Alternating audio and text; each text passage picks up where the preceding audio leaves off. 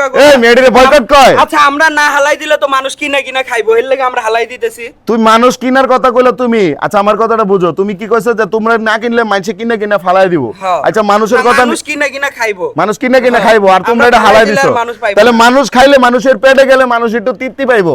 হ্যাঁ। ঠিক আছে, কিন্তু তোমরা যে কিনা হালাই দিতেছো তাতে কোন লাভটা হইতাছে? না এই খারাপ জিনিস মানুষকে খাইতে দিব না। আমার কথাটা বুঝো, এটা খারাপ জিনিস না ভালো জিনিস এটা কোনো বিষয় না, বিষয়টা হচ্ছে গিয়ে তোমরা কি এটা বয়কট করার লাগে হ্যাঁ, কিনা ফালা হ্যাঁ, দিতেছো। হ্যাঁ, boycott করার আরে লাগে। গর্দব বয়কট যদি তোমাদের করতে হয়, যদি এরকম হইতো যে জিনিসটা তোমাদের কিনা ছিল আগের হ্যাঁ সেটারে তোমরা ফালা দিতেছো, ওইটারে বলে বয়কট।